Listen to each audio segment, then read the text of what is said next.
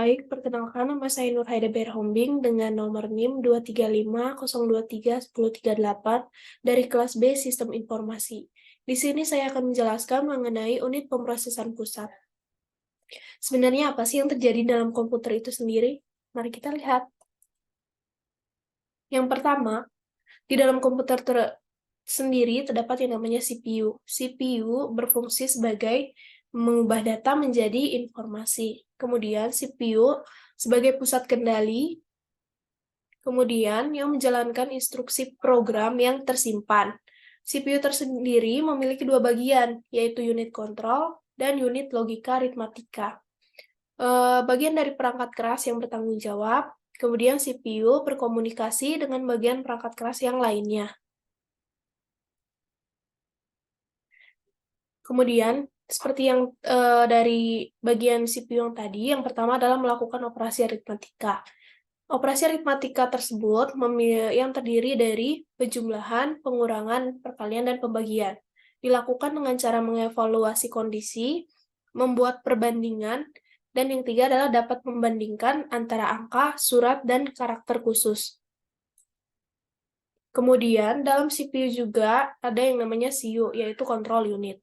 CU mendapatkan instruksi dan menempatkannya di dalam memori. Kontrol ditransfer ke bagian perangkat keras yang sesuai. Kemudian tugas dilakukan, kemudian kontrol kembali lagi ke CU. Kemudian ada yang namanya E-time. CU mengambil instruksi dari memori dan memasukkannya ke dalam register.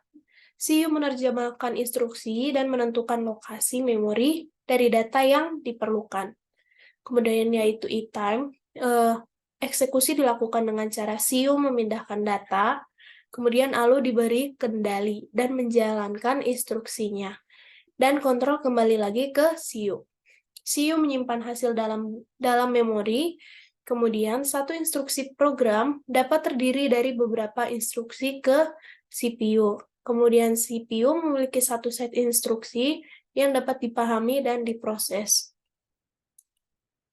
Kemudian ada penyimpanan pada komputer.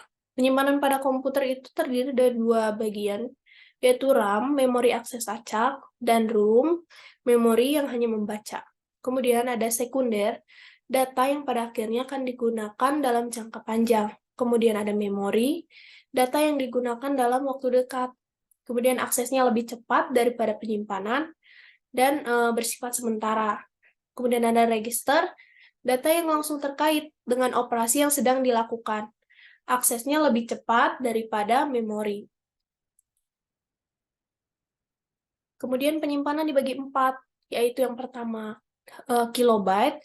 Kilobyte terdiri dari 1024 byte, kemudian beberapa disket dan memori cache. Kemudian ada megabyte, terdiri dari jutaan byte yang terdiri dari RAM. Kemudian ada gigabyte yang terdiri dari miliaran byte yang dapat disimpan di hard disk, CD, dan DVD biasanya. Kemudian ada triliun byte, maksudnya adalah terabyte yang terdiri dari triliun byte. Bisa disimpan pada hard disk dan hard disk yang berukuran besar. Kemudian ada memori. Setiap lokasi dalam memori itu memiliki alamat yang unik dan alamatnya tidak pernah berubah, tetapi isinya itu bisa berubah. Lokasi memori dapat menampung satu instruksi atau potongan data. Pemrograman menggunakan nama simbolis. Kemudian ada rumah komponen elektronik. Yang pertama ada motherboard, yang terdiri dari chip memori, chip mikroprosesor, dan sambungan ke bagian lain dari perangkat keras, dapat ditambahkan ke prosesor matematika. Kemudian ada dua penyimpanan, ada hard drive, floppy drive, drive CD-ROM, dan drive DVD-ROM. Kemudian ada koneksi, yaitu CPU terukir pada sebuah chip.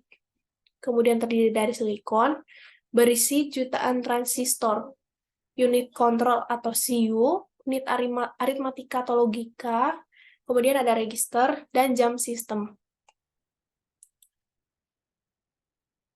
Kemudian, lebih baik komputer mencetak sirkuit ke microchip, karena lebih murah dan lebih cepat.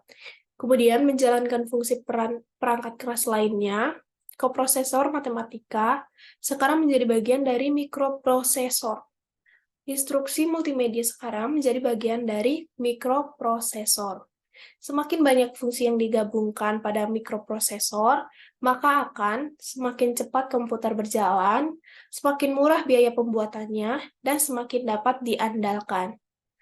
Kemudian ada SRAM. SRAM adalah berfungsi untuk mempertahankan konten selama daya dipertahankan. Lebih cepat dari DRAM. DRAM harus terus disegarkan, digunakan untuk sebagian besar memori PC karena ukuran dan biaya. Ada SD DRAM, jenis DRAM yang lebih cepat. Kemudian ada yang terakhir, Rambus DRAM. Biasanya itu lebih mahal, namun lebih cepat dari SD RAM. Kemudian ada bus system. Bus system mengangkut data antara CPU dan memori. Lebar bus, jumlah bit data yang dapat dibawa pada waktu, biasanya sama dengan ukuran CPU. Kecepatan diukur dalam MHz, atau lebar bus yang lebih besar, maka lebih kuat komputer. CPU dapat mentransfer lebih banyak data dalam satu waktu, maka komputer yang lebih cepat. CPU dapat mereferensikan alamat memori yang lebih besar, maka lebih banyak memori yang tersedia. Kemudian, CPU dapat mendukung jumlah dan variasi yang lebih banyak. Hubungkan motherboard ke slot ekspansi.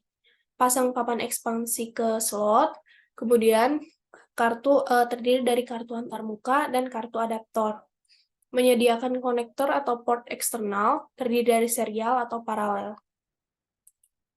Kemudian, bus ekspansi. Bus ekspansi terdiri dari beberapa ini.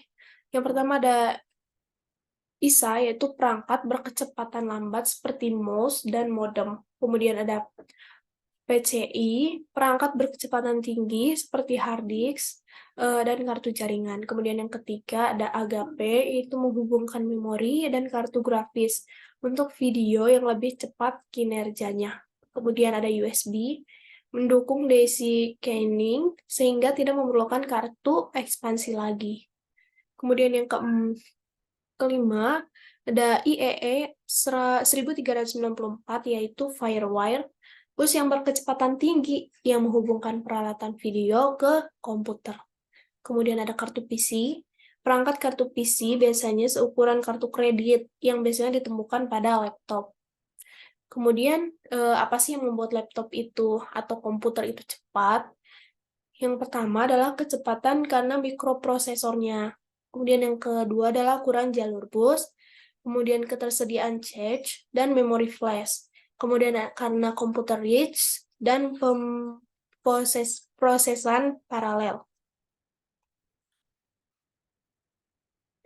Kemudian ada beberapa RAM yang tidak menguap, yaitu biasanya digunakan dalam telepon seluler, kamera digital atau perekam musik digital, dan PDA.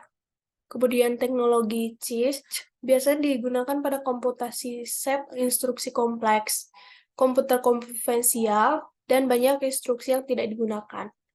Kemudian teknologi RISC, komputasi set instruksi tereduksi. Sebagian kecil instruksi, meningkatkan kecepatan, kemudian program dengan sedikit instruksi yang rumit seperti grafik dan teknik.